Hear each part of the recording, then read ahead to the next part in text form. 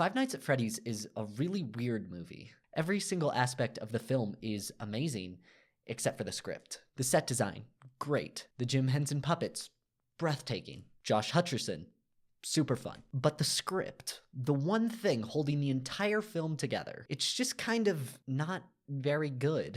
Oh, but the film was a developmental nightmare. Going through 15 scripts, 2 studios, 8 directors, 5 rewrites, and 8 years of limbo. Okay, yeah, I totally get it. This is the film we got though, and I think it's completely open to criticism. And looking at the length of this video, I have quite a bit of it.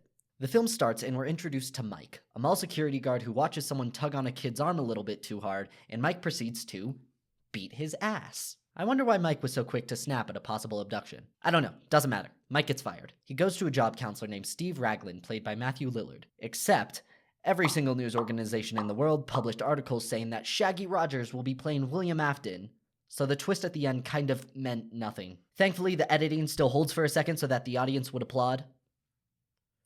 I know that this spoiler isn't technically Blumhouse's fault. However, I think it was extremely rare for someone to walk into this movie without prior knowledge that Matthew Lillard's character was the murderer. It took a lot of the weight away. Matthew Lillard offers Mike a new job on the night shift at an abandoned Freddy Fazbear's Pizza, after making it extremely obvious that it was only because he recognized his surname, Schmidt. Anytime these characters share a scene, it's super enjoyable. I don't know if it's because Josh Hutcherson and Matthew Lillard really gave their all in their acting performance, or if it was because every single other acting job was mediocre and bland, but these two are definite standouts. One conflict that is set up is that Mike has an extremely broken family. When he was 12, his brother Garrett was abducted and presumed dead. As a result, his mother killed herself and their father left, leaving Mike to be the sole guardian of his little sister, Abby. Their Aunt Jane wants to take Abby away from Mike so that she can get a check from the government every month. That's a lot of tragedy and a lot of potential for character growth and conflict. Not a single one of these is explored or given anything more than surface level explanation. As I mentioned earlier, Aunt Jane wants to take Abby for financial gain, and her plan is to get Mike fired from his new job at Freddy's. He bribes their babysitter and a few other unimportant characters to break into Freddy's and trash the place. Here's why this plan makes no sense. They break in once Mike leaves after his shift. He would never be held responsible for what happens after his shift. Also, Aunt Jane gives them $1,000 to break into Freddy's and hope that Mike will lose his job, and then the judge will grant her full custody of Abby. If she has $1,000 in 2000s money, which is about $1,700 today, to spend on people ruining Freddy's, why would she need a monthly check for Abby? Why make her motivations monetary if she's already shown to have money to burn? It's stupid. Anyway, Mike falls asleep and revisits the day his brother was abducted. But once sleeping at Freddy's, he has 5 ghost children enter his dreams. They were also killed by the same man who took Garrett. A police officer named Vanessa shows up and for every single one of her lines, gives an explanation for the lore of Five Nights at Freddy's. She's practically quoting the wiki. Abby is shown drawing some pictures, she's not very good, and then Mike takes her to Freddy's. The babysitter died, I forgot to mention that. She was only included in the destruction of Freddy's so that she could die and it would force Mike to take Abby to the pizzeria. This film is extremely linear. This happens, then this happens, then this happens, there's not much depth. Once at Freddy's, Mike falls asleep again, and Abby realizes that the animatronics aren't scary and they're her friends. Okay, fine, whatever. Vanessa, Abby, and Mike start making forts and hanging out with the animatronics. Abby gets a bit too comfortable and gets electrocuted. And with the most drastic change in character ever, Vanessa threatens to kill Mike. I like it in here.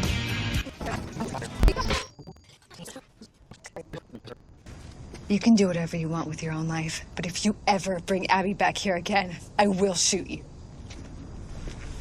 Mike has another dream with the ghost children animatronics, and they demand Abby stay and hang out and be friends with them forever. They want to stuff her into an old Springlock suit, killing her and trapping her soul. This is also kinda dumb. They've been hanging out this whole time, and it's directly shown that the animatronics aren't confounded to the pizzeria. They can roam wherever they want. This motive doesn't make any sense. Anyway, Mike saves the day. The murderer was a man named William Matthew Lillard Afton, who is also Vanessa's father. He's in a yellow Springlock bunny suit and can control the animatronics. Abby quickly draws a picture of Afton killing the ghost children and pins it to a wall. The animatronics change loyalty and start attacking. The cupcake bites Afton, and the Springlocks in his suit pierce him and start to kill him, and he gets dragged away twitching. Credits roll.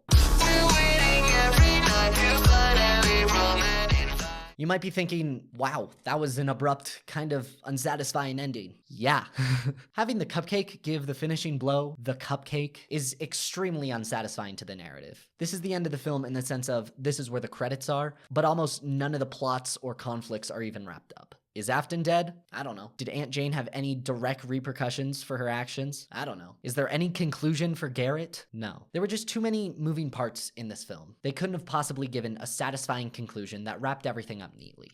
At its core, Five Nights at Freddy's doesn't work as a film whatsoever. Storytelling inside a video game is completely different from storytelling inside of a film, and it needs to be treated as such. It's kind of hard to even pinpoint the structural flaws of this movie, because it's kind of all of it. It really feels like even the film itself has no idea what it wants to be. It's incredibly difficult to even assign a genre to something like this. All of the promotional material, IP history, and even the first small chunk of the film frames it as a survival movie. You are in a scenario where you're racing against the clock. You need to survive long enough to get to safety. That's the conflict. Cool, great. But once you get comfortable, Mike has a dream about some dead kids, they cut him, and the wound transfers into real life. The film drastically changes into a horror, dreamscape, Nightmare on Elm Street type conflict. In the same dream, we are introduced to yet another conflict about Mike's little brother, Garrett. He's abducted, and the film turns into a conflict induced by mystery and trying to find the kidnapper. The main conflict changes yet again at the end of the film, where it turns into a stop the serial killer film. All of these conflicts are not woven correctly. I believe it's possible to juggle this many conflicts if they're interwoven correctly,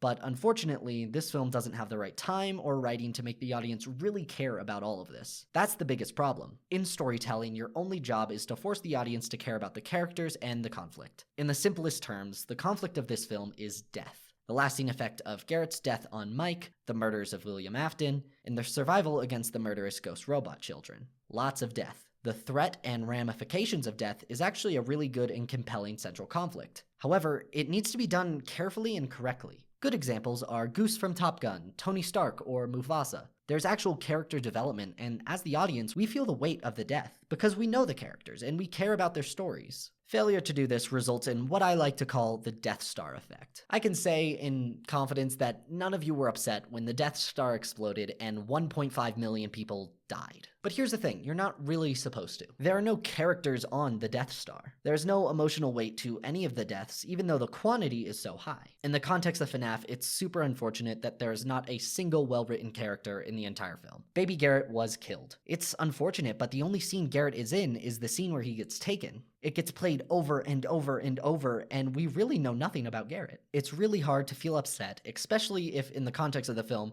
when it happened more than a decade before the events of the story. It could have possibly worked if we deeply cared about Mike and felt the pain that he was going through, but Mike also is not a real character. Let's list some of Mike's traits. He's a horrible employee who is either always asleep or making questionable safety decisions. That's not a whole lot to go off of, especially to inflict sympathy pain. Film is different than games in the sense of you're in control in a game. It is extremely easy to self-insert yourself as the protagonist inside of a game. There is zero character development in Fnaf 1. Not wanting death is the only incentive that is needed in that scenario. You are the protagonist. You do not want to die.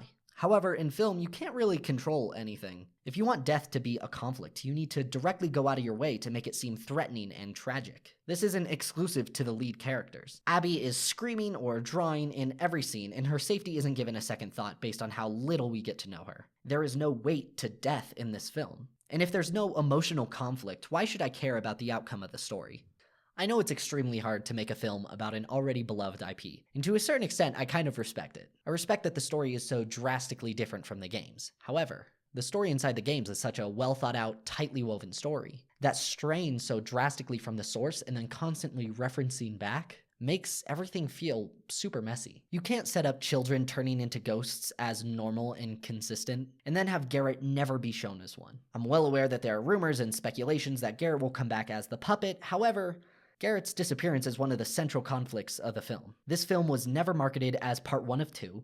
The sequel isn't even confirmed at the time of filming this. You cannot have such a big hole in your movie. But here's the thing, there are so many holes. In the context of the games, it's generally agreed upon that Mike Schmidt is a fake name for someone named Michael Afton, the son of William Afton. You play as Michael in an attempt to right the wrongs of your father. William has 3 kids, a boy who possesses Golden Freddy and a girl who possesses Baby. Baby isn't in the movie, so you can completely ignore her. In the first games, the words, "It's me," constantly flash on screen, in reference to Golden Freddy recognizing and trying to seek attention from his older brother. It's a large part of the lore in the early games. You cannot reference "It's me" in a mirror and have it go nowhere. In the games, William Afton dies because moisture triggers the spring locks in his suit as he runs away from the spirits of the kids. The only reason the ghost kids are attempting to kill you in-game is because of your resemblance to your father. Having Afton control the animatronics through crayon drawings is dumb, especially when there's an explanation that makes sense and is pre-established. Having the cupcake be the reason Afton's suit fails is dumb, especially when there's an explanation that makes sense and is pre-established and fits so well with the rest of the story. I don't want it to sound like I'm disappointed that the film was a different story than in the games.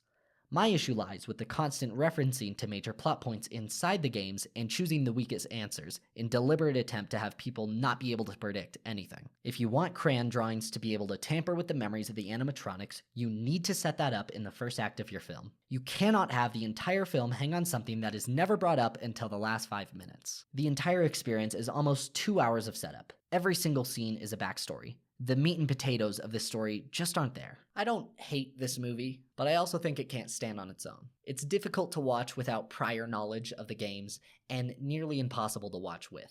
However, they made a film based off a game where you sit and stare at a security monitor for 6 hours into an almost coherent film. And that's what I enjoyed. Hi. Thank you for watching.